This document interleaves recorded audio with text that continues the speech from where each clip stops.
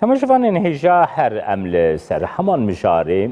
rawestin şandina hêzên Tirkiye bo Azerbaycanê û karvedanên vê yekê. Çavderê siyasî Abdullah Giran mêvanê min e silav bo te kekê Abdullah. Kek Abdullah niha Tirkiye dibêje ez dê serbazan rê bikme Azerbaycanê tezkere jî amade kiriye. Herçend berê jî serbaz hebûn. Li gor hin şirovekaran pêwistiya vê tezkerê jî nedikir.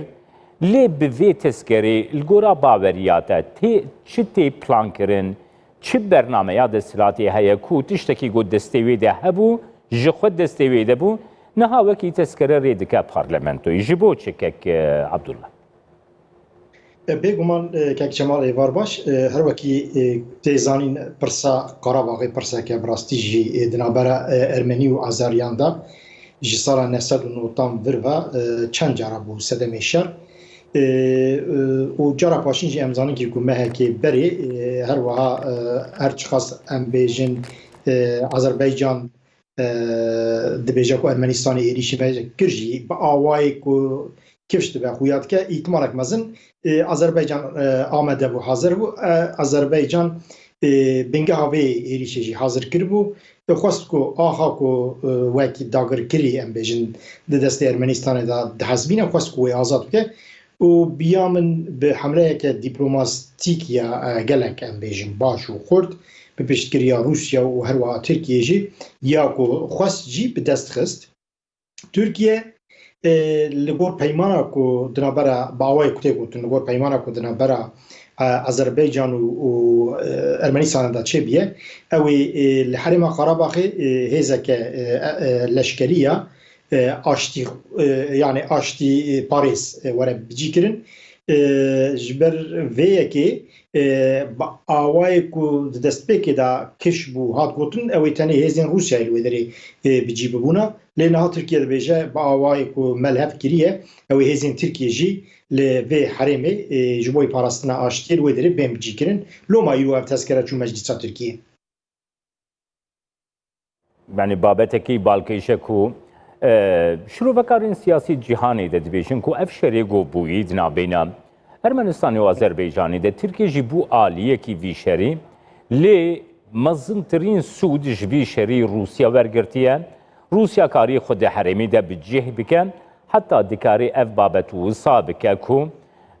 Tirkiye di warekî dîplomatîk de bi alîkariya diaspora Ermenî jî lê derve Tirkiye bixe kemîneke dîplomatîk de tu çawa dinirxîne? Kekê Cemal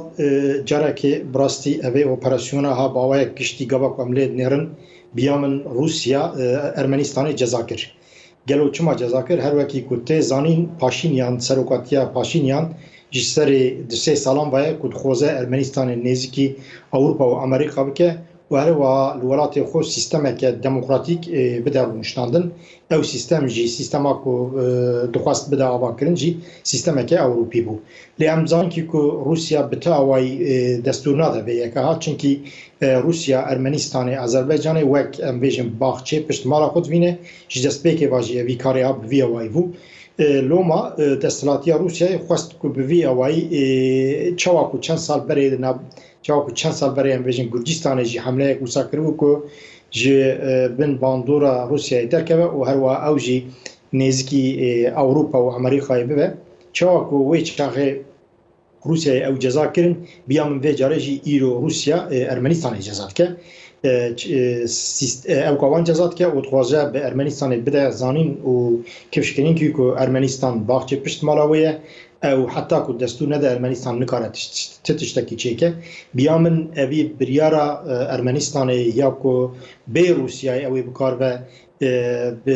bi Ewropa ra bi Amerîka ra têkiliyên xurteyne biryarek bi awayê siyasî ne biryareke em bêjin xwedan firasete çinkî yani divê siyasetmedarên Ermenistanê bizanvûna kava ku tiştekî wisa bikirine ew ê Rusya wan ceza bike.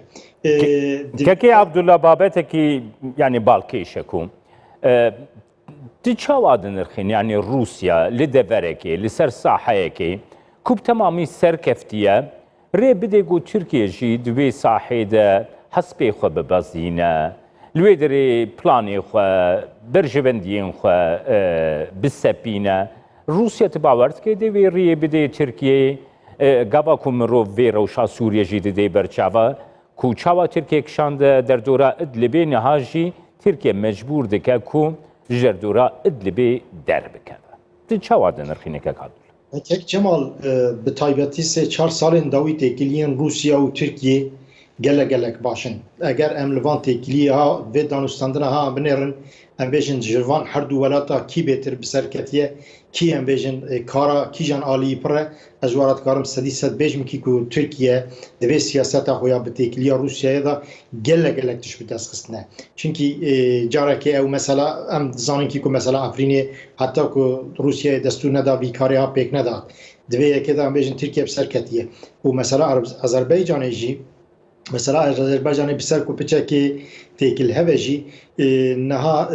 Rûsya naxwaze ku Azerbaycanê ji çavê xwe derîne û Azerbaycan jî ji xwe ne welata Kûsayekî ku ew ê bikarve bêyî Rûsyayê bêyî alîkariya wê bêyî ku bûye bi şêwre gavekî bavêje biya min di vî şerê Ermeniya û di şerê Ermeniya û Azerbaycanê da yên ku bi serketiyên vî karê hat diplomasiya Tirkiye serokatiya Tirkiye têkiliya em bêjin Serok Erdoğan û Putin em zanin kî ku pir baş e yanî heta îro hetanî niha Tirkiye Keke Abdullah ez wî wêneyî de ew wêneyê gote niha resmê wê danî ez wî wêneyî de pirsekê bikim. Niha Tirkiye di peyvendiya xwe li gel Rûsyayê tamam serkeft lê di peyvendiya xwe li gel Ewropa de li gel peyvendiya xwe li gel Amerîka de di peyvendiya xwe li gel NATO de got ev bû 6 sal zêdetir e endamê NATOye Tirkiye tê îzole kirin niha Amerîka dibê xwedî de silatekî nû got rexneyên gelek giran li siyaseta derve Tirkiye bi taybetî diwarê sekna beramberî Pirsa Kurd de sekna beramberî Sûriye de sekna beramberî Derya Spî de sekna beramberî Lîbyê de heta sekna beramberî Ermenistan û Azerbaycanê de jî li Tirkiye tê kirin Biden tê Tirkiye'de bikaribe yani hem navêna Amerika û Rusya'da vê balansa îro li vir sibe li wê derê berdewam bike. Keke Cemal nahas Türkiye û çawa ku em bêjin di siyaseta xwe ya derva da him pêşîtiyê wê hene. Pêşîtiya esasî pêşîtiya bingehîna Tirkiye ew e ku Tirkiye em bêjin li herêmê rojalata navûn avabûna dewleteke Kurdî ji bo xwe wek gefeke herîma zindivîne û pirseke wek pirseke mayîn û nemayînê pirseke bekayî dîne. Divê çarçovê da mesela Kurdî mesela esasî pirsên din têkiliyên Tirkiye û Ewropa têkiliyên Tirkiye û Amerîka ra evana li ber vê meselê meseleyeke biçûk in. Tirkiye carekê dixwazekî ku Kurd bi awayekê bi taybetî niha Kurdên Sûriyê çawa ku em bêjin Kurdên Başûr îro statiyek wana navnetewî heye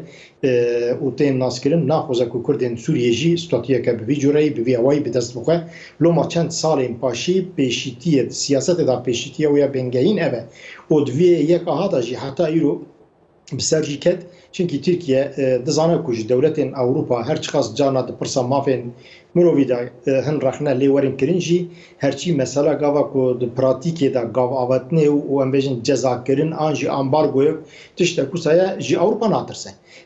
Lê belê Amerîka ji bo wê giring e. Yani Amerika çünkü dikare çawa ku em zanin di mesela Kıbrıs'ê da jî çawa ku ambargo danî bûn em bêjin ser Tirkiye ji bo Tirkiye bargiranî çêkiribûn her wiha desthilatiya Amerika eger bi biryardarî tev bigere dikare Tirkiye bêşîne heta dikare Tirkiye bi awayekê di nav neynokê de ez bêjim dikare ceza jî bike ji ber wê yekê têkiliyên Ewropa van mesela Rusya em bêjin mesela Azerbaycanê mesela Libyayê mesela Suriye bir havaya geçti. Ev hemû jî pişt mesela Kurdî tên. Yani çawa ku desthilatiya îro Tirkiye wek ku me got pêşîtiyê de vê yekê naxwaze ku Kurd li wê derê statiyekê bi dest bixin û bi alîkariya Rûsyê jî em dizanin kî bi rastî jî gelek bi ser ket û her wiha planên ku dabû berxwe kêm zêde jî pêk anî bicî anî. Yani mesela Tirkiye bingehî ew ku Tirkiye naxwest ku Kurd bigîjin Derya Spî li ser Sûriyê birya Efrînê vê yeka îro girt. Yani eger sibêro Kurd statiyekê bistînin jî bin dewletek jî ne wisa dewleteke bihêz û xurt û ku deriyên wê li Derya Spî vekirîne dîsa dewletekî ku her çiqas ser bixwe ve jî دیسا با آوایی که به جیران را مجبوری جیران به و گریدای جیران به ترکیه تشتهینه کجی دوی که ده حتی نه به سیاست خو به آوای بسر کرد یعنی مثلا ترکیه مثلا ویا سیاست ترکیه دروا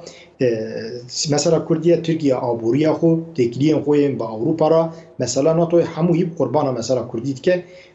جبوه بیجی قد تقصیر نکه صرف برای کرد استراتیه که دست نخن بله سپاس بود که عبدالله کران چاودری سیاسی کتو میوانی سپاس باش یه بار باش